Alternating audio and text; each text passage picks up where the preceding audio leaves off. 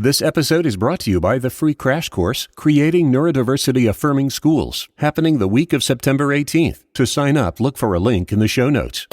Being able to explore your identity in every way without the pressure of social norms is one of the real gifts of autism, is that those things don't pressure you to conform to what is expected the same way that it would maybe a neurotypical kid who was really perceiving all of the expectations. For those at the intersection of neurodivergence and LGBTQ identities, the journey to understanding oneself can be both complex and deeply personal. How can we best support, recognize, and uplift neurodivergent youth within the LGBTQ community? Julia Rutkovsky joins us today to shed light on the challenges, the overlaps, and the ways in which we can be effective allies and caregivers. That's straight ahead on episode 189. I'm Emily Kircher-Morris, and this is the Neurodiversity Podcast. What is neurodiversity? You see the world differently. Autism spectrum. Gifted. Complexities that are inherently inside. ADHD. Dysgraphia. Tourette's. All brains are different. You are exactly what this world needs. This is the Neurodiversity Podcast. If you've been following us on social media or reading our newsletters, you might have seen some information that we've been sharing about our upcoming event for educators. Our Creating Neurodiversity-Affirming Classrooms crash course launches on September 19th with 3 live and interactive events for educators to learn from some experts on educating neurodivergent youth. Specifically, I'll be joined by Amanda Morin and Sarah Kesty and have the chance to collaborate with other professionals as they develop strategies to transform their classrooms to support their neurodivergent students. If you can't attend the live sessions, don't worry. We'll be making the recordings available for 1 week following the live events. However, you have to register to get all of the information. Just check out the link in the show notes for all the info. One other quick thing. If you are an adult woman who has been formally identified as both gifted and ADHD, we need your help. The Neurodiversity Podcast is a community partner for a research study conducted by doctoral student Jessica Williams at Denver University. She's looking for gifted ADHD women to participate in her research study. If that's you, please take a moment to get in touch with Jessica at the link in the show notes. Okay, my conversation with Julia Rutkovsky is up next. Previously on the Neurodiversity Podcast. Change is a brave act. People become remarkably comfortable in their level of discomfort if they just sit in it long enough. I think there's definitely a coping aspect to that comes into play, and we have to say, okay, if we're helping someone cope with something in the process of change or in the process of just experiencing their world, that has value. Yeah. And I think more often than not, rather than solving your problem, is learning how to be aware and learning how to be able to tolerate frustration as part of the human experience. And I think that's something that we actually do very little of culturally these days, less so than maybe was present when I was a kid, for sure. That's episode 154. Find it wherever you get your podcasts.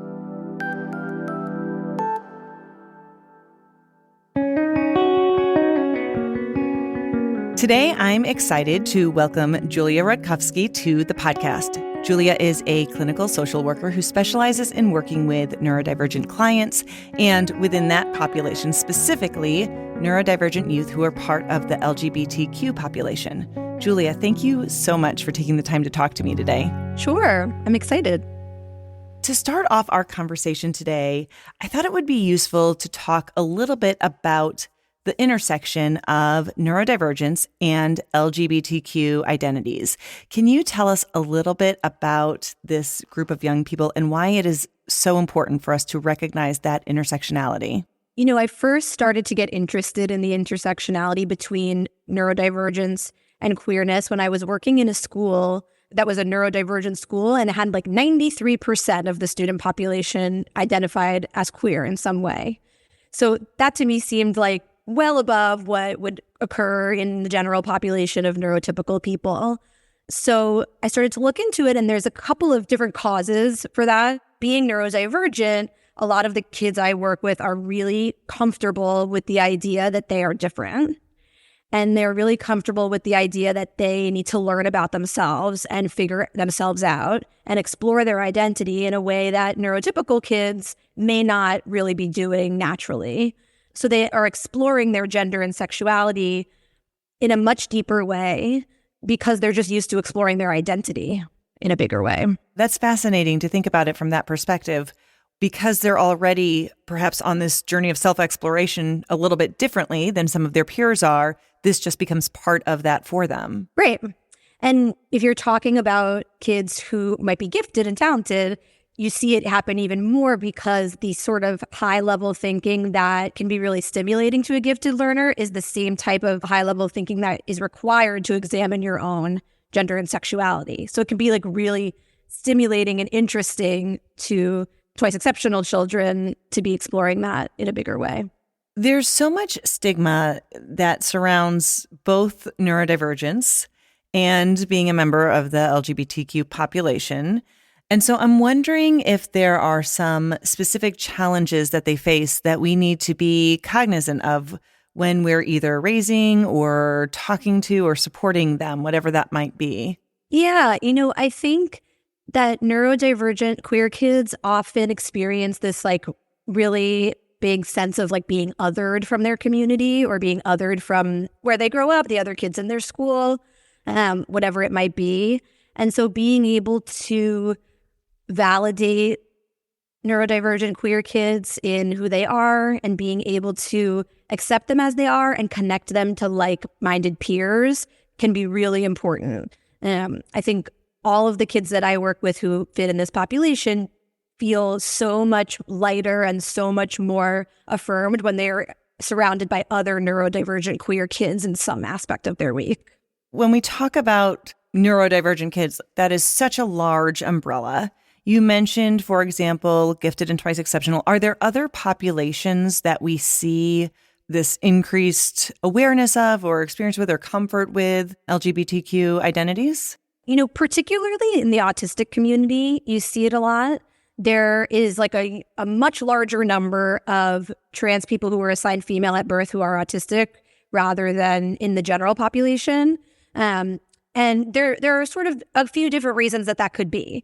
So one that I love to think about is people with autism, because they're not maybe naturally getting what the social expectations are of a situation, they're also not totally beholden to them. And so if there is a social expectation to be cisgender or to be heterosexual, they have a much easier time accepting that they would be different in that way and not limited by the social expectations of like heteronormativity or, cisgender normativity, that kind of thing. So I think the social piece is a big piece.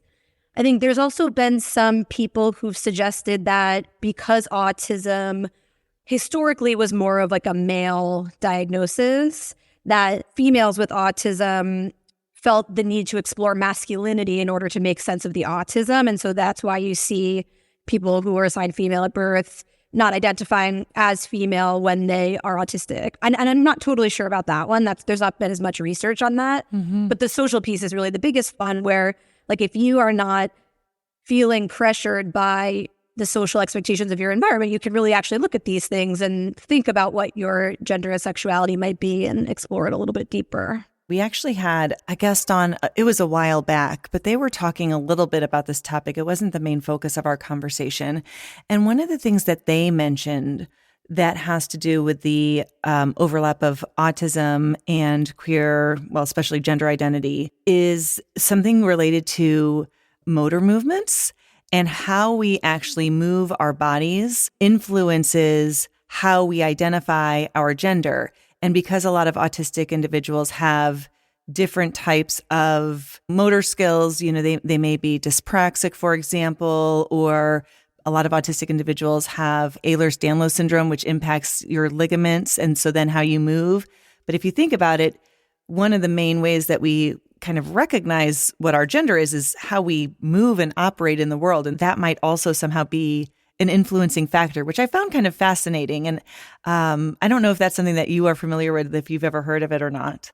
It's a new concept to me, but it makes sense given that our gender identity is often like socially constructed, and the way we are perceived is a huge piece of it. So like the way that we move our bodies totally impacts the way that we're perceived by others. And if we would like to be perceived in a different way, we could sort of alter the way we move our bodies. So it makes sense to me from like a perception standpoint that like autistic people are perceived in a different way, maybe given their motor movements. And so that might be related to like the way their genders are perceived. Yeah. And how they identify themselves. Like, well, that doesn't fit me because I don't, look that particular way. Yeah. And I think also just the hidden social rules, and you mentioned kind of social constructivism, it's like recognizing that if you're not really in tune with those, or if they're just not as important to you, or you don't adhere to them in the same way, it does open the door quite a bit to just look at things in different ways.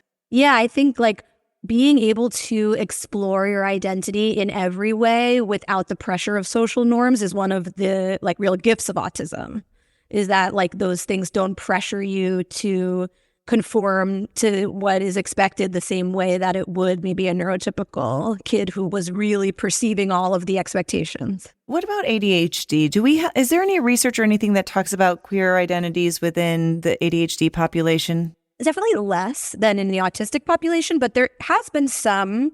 And I think similarly to autism, the theory is like people with ADHD also have like a different way of perceiving the social environment, and also may not feel as bound by social constructions or expectations in that way. So there's like a similar ability to explore identity in a new way. I think also for people with ADHD, the need for like stimulation can be related because thinking about your own gender and your own sexuality is like stimulating in a different way than just thinking about like smaller aspects of your identity.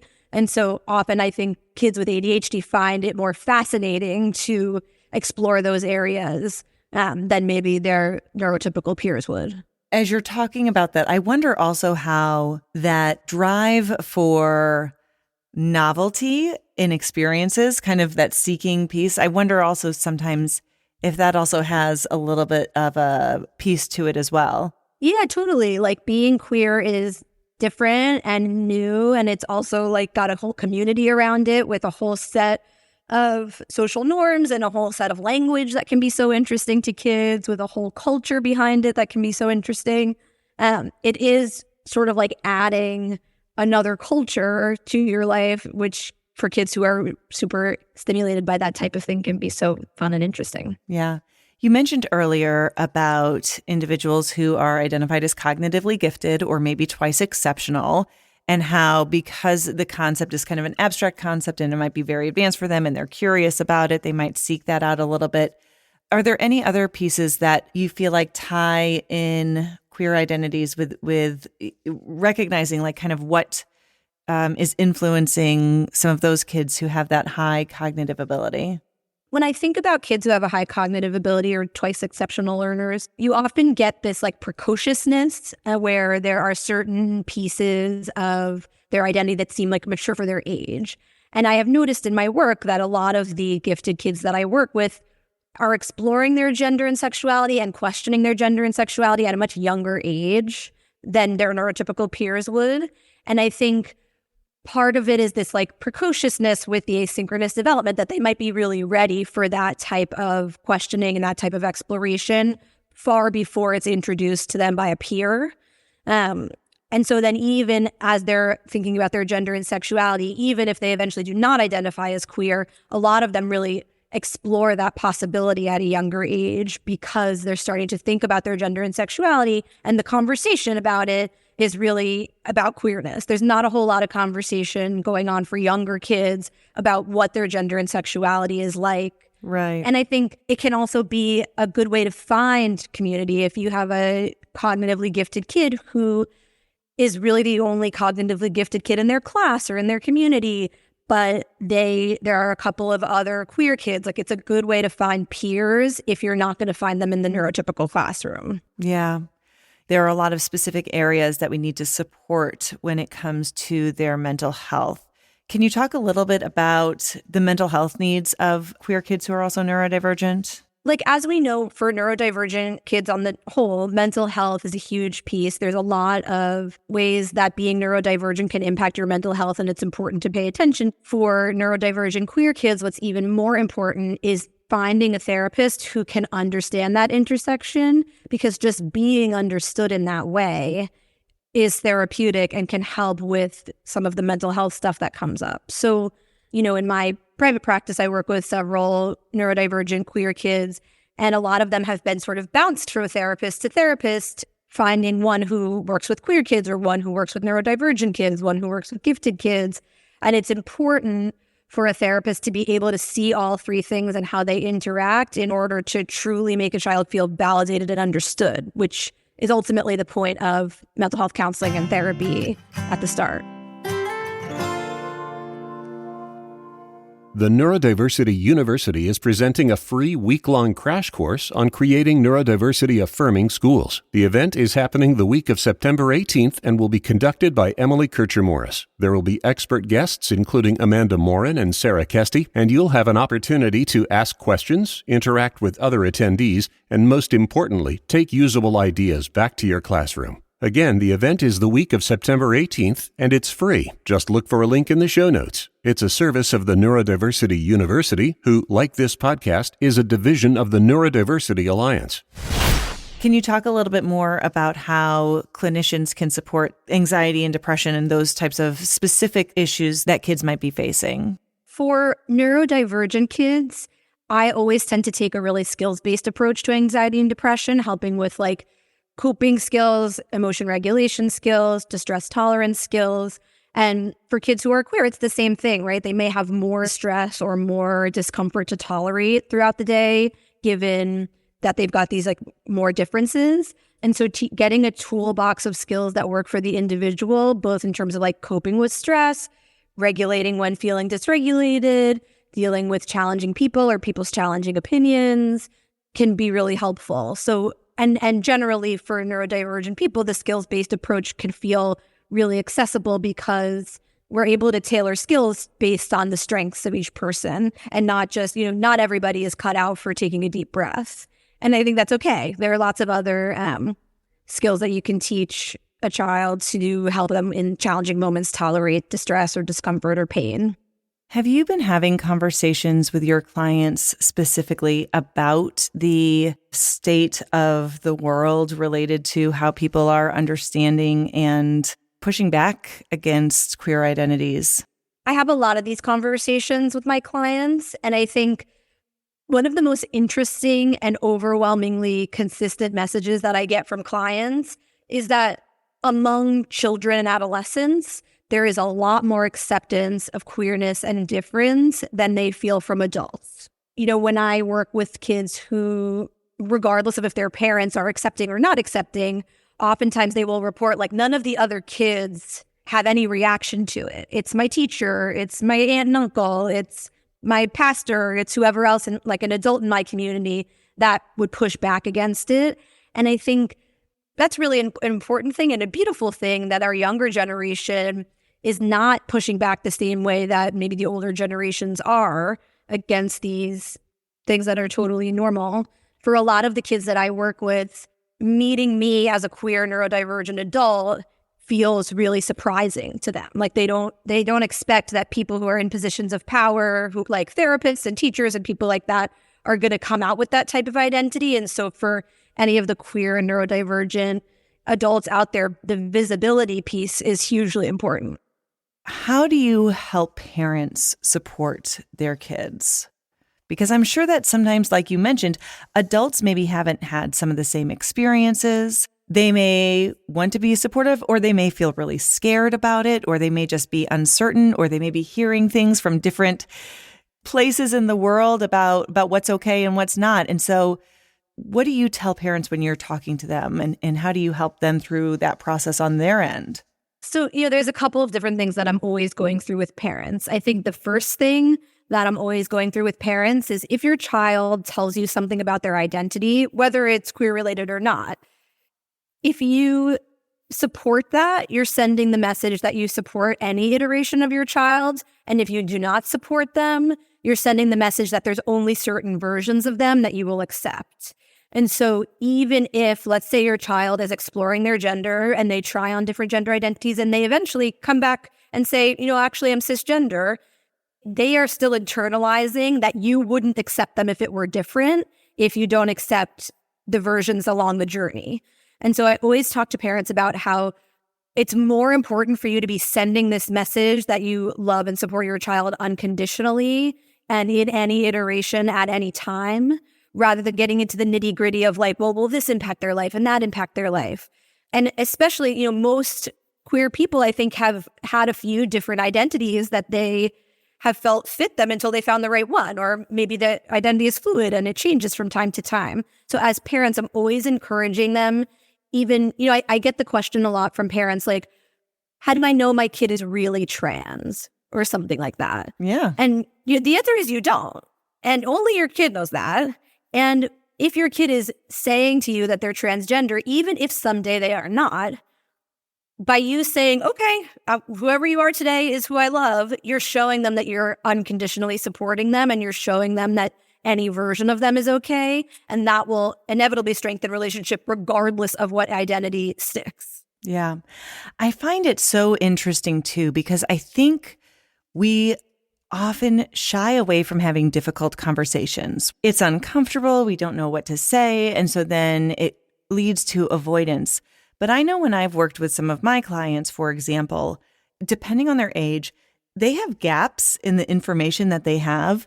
So I can think of one client in particular who was trying to figure out their gender identity, didn't really know, and what really was the best fit, but felt like I'm not really a girl, like that doesn't really fit me, but also wasn't really sure that they were transgender. And as we were talking about it, I'm sure you're familiar with these terms, but many in the audience may not be, but like demi-girl or demi-boy, which is kind of not as feminine or kind of somewhere in the middle, a little bit of each of those. And giving just some of that terminology or just kind of exploring some of the differences that there might be was actually really empowering for that client, because they were like, I'm not really transgender, but I'm just not kind of as feminine as a lot of girls are. And so demi-girl kind of fits for me.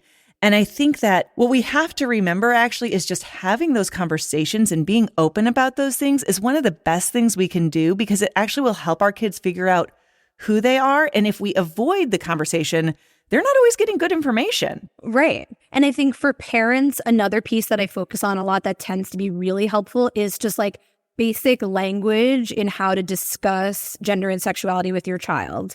Like if you have the terminology to discuss what's going on with your child is likely to be much more open with you about what they're going through. And similarly, like we have so much language now that we didn't have, at least like when I was a kid, to describe what's going on, that kids are able to more accurately express what it is that they're going through or what it is that they're exploring. And as parents, the hope is that like you would be really interested in finding exactly what is going on with your kid and understanding as deeply as you can. But I do end up spending a lot of time with parents talking about the language, giving definitions, talking about sort of how to start these conversations with their kids. I do a lot of like role playing and, sometimes I put on my like child hat and pretend, I am able to point out if there's things in their language that might be triggering or that might feel like a real like misunderstanding. And I had a group of neurodivergent queer preteens that I did like a treatment group with another social worker. And one of the projects that we worked on in our therapy group was coming up with a big lexicon of queer terms. And even the kids who, being queer myself, even the kids who I was working with had different definitions than I did. So we sort of hashed that out. Like we went back to my source, went back to their source, and sort of like figured out what some of the differences. So letting kids lead the way is so important because language evolves and terms evolve over time. And they are often even more up to date on how evolving terms are being used than any adults are. Do you have any advice for families who live in areas where there are pieces of legislation and other things that are going through that are negatively impacting their queer kids? One statistic that has always stuck in my head that I read is that for transgender youth who are affirmed in one setting in their life, so whether that be homeschool, church, temple, whatever it is, their suicide risk reduces by 50%, which is a humongous amount. And so regardless of where you live, as parents or as teachers or as community people, you can decide to be one of those places for a kid. And I think parents who live in a place where there's legislation that does not support their kid, or there's, community culture that does not support their kid, being consistent in your support of your kid really is the most important thing. And then the second piece being, if possible, getting them in contact with any sort of similar peers is likely to decrease the shame of self or the sense that something is wrong or something is problematic about being different in that way. Well, Julia, I'm so grateful that you have joined us to talk about this really important topic. And so this brings us to my last question, which is this. If you were talking directly to a young neurodivergent person who is navigating the waters of realizing their gender identity or sexual orientation, what would you say to them? What's the one thing that you would really just want them to hear? I think the most important thing that I would want them to hear is that any version of themselves that exists along the journey is just as valid as the version today and the version at the end. So when you're going throughout your whole journey of exploring gender and sexuality, any versions of yourself that come through the middle until you eventually land on an identity or not. Maybe there will always be different versions, but all of those versions are okay, and they're all valid, and they're all worthwhile. Julia Rutkovsky, thank you so much for being with us today. Sure, thank you so much for having me. The world right now for LGBTQ people, and especially kids, is not always a friendly place. The assumption that children are cisgender and heterosexual is the world they are raised in, and the process of learning about who they are and how they feel comfortable disclosing their identities to us continues to be an overwhelming process, even when the reaction they receive is one of unconditional acceptance.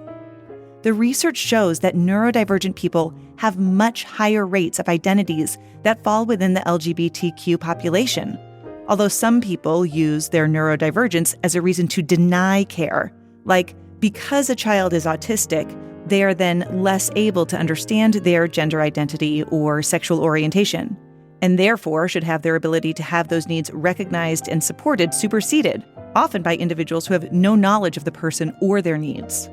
The best way to understand a person's identity is to simply start by listening, and then provide them with the support or education that they need, which is an opportunity that I've been honored to experience with many of my clients.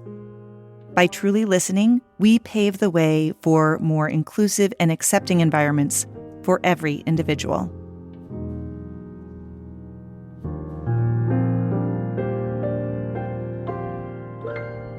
I'm Emily Kircher-Morris. I'll see you next time on the Neurodiversity Podcast. I try to figure out who I am. Not sure what I'm doing here. And the days don't work out the way I thought they would. And before you, there was no one who understood. Never found somewhere I fit in. Until I met you, I was feeling lost. But you're the one who can make it go away. All you have to do is look at me. Sometimes I can't breathe, but it feels like you're the one who saves me. When I try, but don't succeed. Yeah, it feels like you're the one who saves me. The one who saves me.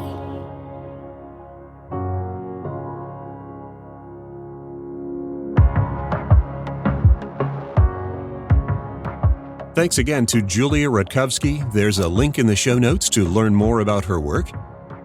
If you have an idea for a guest for this podcast, and maybe it's even you, go to the website neurodiversitypodcast.com and click on Contact Us. We would love to hear your thoughts. Our host is Emily Kircher-Morris. Our office manager and social media director is Krista Brown. I'm the executive producer, Dave Morris. For all of us, thanks for listening, and we'll see you next time. Sometimes I can't see, but it feels like you're the one who saves me. And when I try, but don't succeed, yeah, it feels like you're the one who saves me, the one who saves me. This is a service of the Neurodiversity Alliance.